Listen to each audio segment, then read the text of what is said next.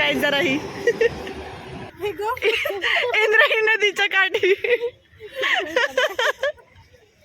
तोंड दाखवा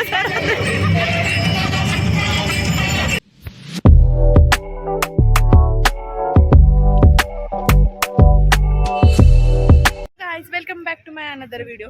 सो आज आम्ही आलोय देवगावला आणि इथून आम्ही जाणार आहे आळंदीला. तर आता आम्ही इंद्रायणी नदीच्या काठी आहे. खूप छान वाटतं इथं येऊन. आणि मग इथून जाणार आहे आम्ही संत तुकाराम महाराजांच्या मंदिरामध्ये. इथून ते बहुतेक काहीतरी अर्धा किलोमीटर असेल. तर मग तिकडे आम्हाला पायी चालत जावं लागेल, बघावं लागेल.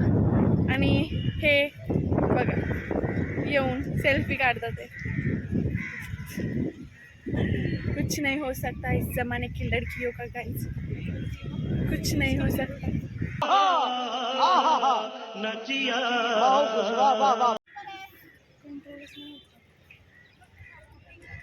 इंद्रायणी नदी हे बघा, दोघी जणी इंद्रायणी नदीच्या काठी तोंड दाखवा जरा. वाह क्या सीन है, वाह क्या सीन है. ही धनश्री ताई इंद्रायणीच्या नदीच्या काठी येऊन केस विचारतात ते. Look at this view. ह्यांचे केस विचारून झाले, आम्ही नेक्स्ट लोकेशनला. झालंय का? हो, हे आहे संत तुकाराम महाराजांचे वैकुंठ गमन स्थान. सो इथल्या मंदिरांमध्ये फोटो व्हिडिओ अलाउड नव्हते, त्यामुळे बाहेरूनच सगळे व्हिडिओ घ्यावे लागले.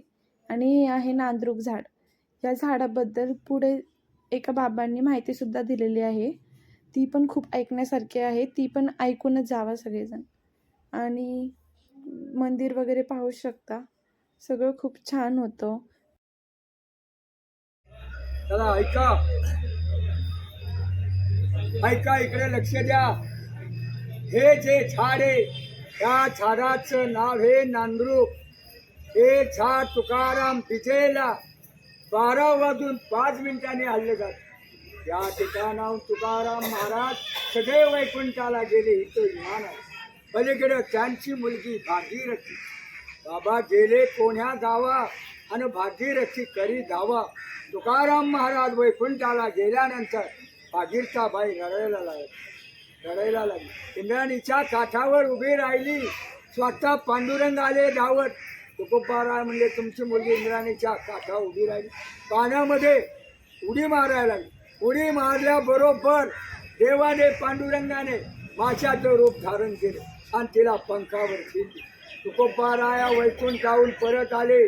भागीरथाबाई म्हणले घाबरू नको, म्हणले तुझ्याकरता मी परत आलो, म्हणले रंगपंचमीला. चला म्हणली बाबा आता माझ्या घरी पुरणपोळीचा स्वयंपाक करते, जेवण करून द्या. तुकोबाराय म्हणले मला ताबडतोब वैकुंठाला जायचं. जो स्वयंपाक लवकर होईल तो कर, म्हणले. घरामध्ये मरक्या सेवा येळ्या, घरामध्ये दूध नाही साखर नाही. तुकाराम महाराजाला अंतरी कळलं. दा म्हणले वेलेश्वराचं पूजन कर, म्हणले. वेलेश्वराचे पूजन केले, दूध नंदीचे काढिले, दूध नंदीचे काढिले. दगडाच्या नंदीचं दूध काढले आणि बाबांना सेवा संघ खायला दिलं आणि वैकुंठाला गेले. तुकाराम महाराज संध्याकाळी सासूबाई शेताहून आली. सुनबाई सेवा चोरून खाते. नाही म्हणले माझे बाबा आले होते, बाबा वैकुंठाला गेले, आता येणार आहे का, म्हणले. परत वेलेश्वराचं पूजन केलं. नंदीला जो पाझर फुटला, इंद्रायणीला दुधाचा पाठ गेला. मग माझी लक्ष्मी म्हणून त्या येलवाडी गावामध्ये बसवली गेली. गावात विठ्ठलाचं मंदिर आहे, स्वयंमूर्ती पांडुरंगाची. पंढरपुराहून देव या ठिकाणी आले. धन्य आजी दीन दर्शन संताचे, नांदे तया घरी दैवत पंढरीचे. पंढरपुराहून देव या ठिकाणी आले. त्या भंडारा डोंगराव तुकाराम महाराज एकांतवासात भजन करायला. जिजाबाई भाजी भाकरी घेऊन जायची. रस्त्यामध्ये काटा मोडला, त्या ठिकाणी पांडुरंगाने जिजाबाईच्या पायातला काटा काढला. तिथं उत्सव भरतो. माघ शुद्ध दशमी पाहुणी गुरुवार, तेरा अंगीकार तुका म्हणे. बाबाजी आपुले सांगितले नाम, मंत्र दिला राम कृष्ण हरी. आपण बी राम कृष्ण हरी हा मंत्र घ्यायचा. तुकाराम महाराजांचा रोजचा एक अभंग वाचायचा. सगळं विघ्न दूर होईल. तुका राम नाम घेता काफे यम. हे त्यांच्या घराण्यातला पुजारी आधी 10वी पिढी तुकाराम महाराजाला पांडुरंगाला नैवेद्य करून रोज सकाळी महापूजा केली जाते. काय आपली यथाशक्तीप्रमाणे तुकोबाराच्या नैवेद्याकरता काय आपलं घडल दक्षिणा देऊन जायचं. बोला पुंडली गवरदे श्री ज्ञानदेव तुकाराम महाराज की जय. पंढरीनाथ महाराज की जय. बरं जरा कंगवा बिंगवा द्या की कुणी आणलंय कंगवाईला पण पाहिजे आता.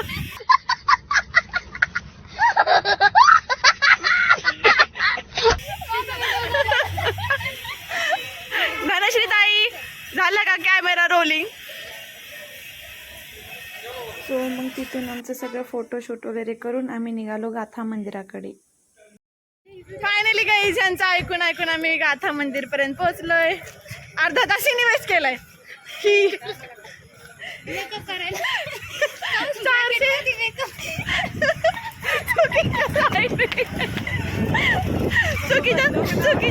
चुकीच्या साईडने घेऊन गेले आम्हाला ही.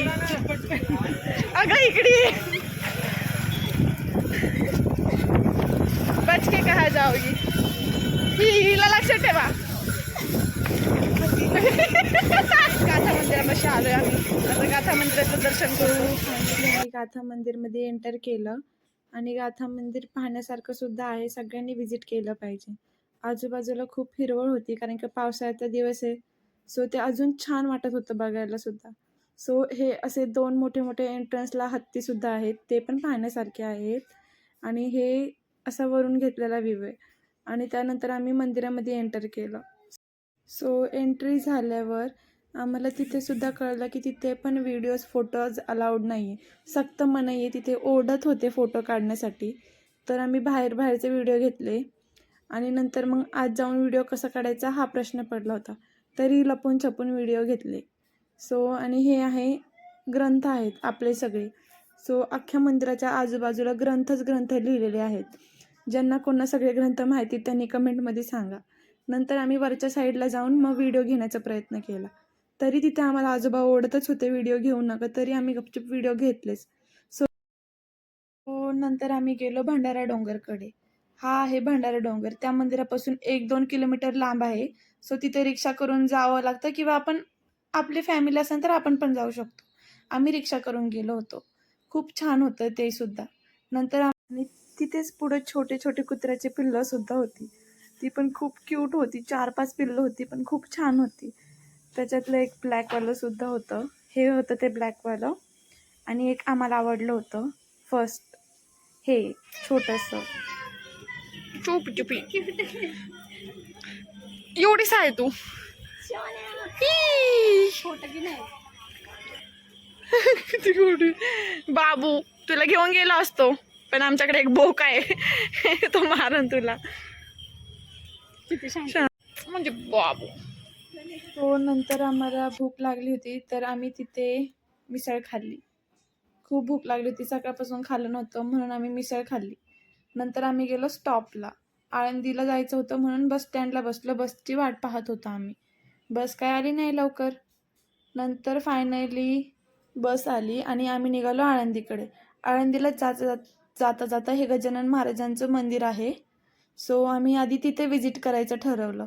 मग आम्ही आळंदीला जायचं ठरवलं होतं. सो हे मंदिर आहे. तर आपल्या पुण्यात खूप छान छान मंदिर आहेत. सगळ्यांनी एकदा तरी व्हिजिट केलंच हवं. एकदा तरी सगळ्यांनी मंदिर पाहायला हवं. आणि मग आम्ही इथे सुद्धा व्हिडिओ करायला अलाउड नव्हते तरी मग बाहेरून व्हिडिओ घेतले. म्हणलं चला बाहेरूनच थोडेसे शॉर्ट्स घेऊ. आता आतमध्ये तर काय आपल्याला अलाउड नाही आहे. सो हा वरून घेतलेला व्ह्यू आहे. तिथे राहण्यासाठी वगैरे सुद्धा आहे. सगळ्या भक्तांसाठी सगळं सोयीसुद्धा आहे तिथे. मग आमचे तिथले दर्शन होऊन आम्ही आळंदीला गेलो. सो फायनली आम्ही आळंदीला पोहोचलो. खूप उशीर झाला होता आणि मग थोड्या वेळ आम्ही नदीपाशी थांबलो. तिथे पण खूप छान वाटत होतं. गारगार होतं मस्त वातावरण. कारण पावसाचे दिवस चालू होते. पाणी होतं नदीला भरपूर. नंतर आम्ही गेलो पुढे आणि आम्हाला एका बाबांनी टिळा वगैरे लावला. सो म्हटलं आता देवाला आलो तर हे करणं तर भागच पडतं. टिळा वगैरे लावून घेतला आणि मग मंदिराकडे गेलो. तर इथे पण सेम तेच होतं. व्हिडिओज फोटोज काही अलाउड नव्हतं. सगळं बाहेरूनच व्हिडिओ घ्यावे लागले, मंदिराच्या आतलं एक पण नाही. सो हे अजानबाग म्हणून एक झाड आहे, तिथे लोक जाऊन विश करतात बहुतेक.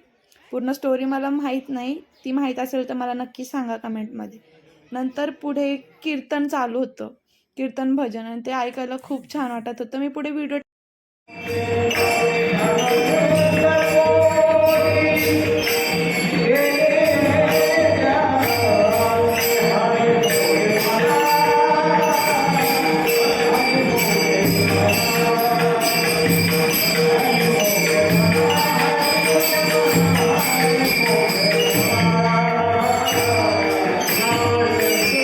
प्रकारे आमचं देवदर्शन अगदी सुरळीत पार पडलं, खूप सुंदर झालं.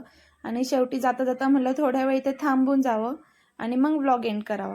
सो हा होता आजचा व्लॉग. आवडल्यास लाईक शेअर सबस्क्राईब करायला विसरू नका.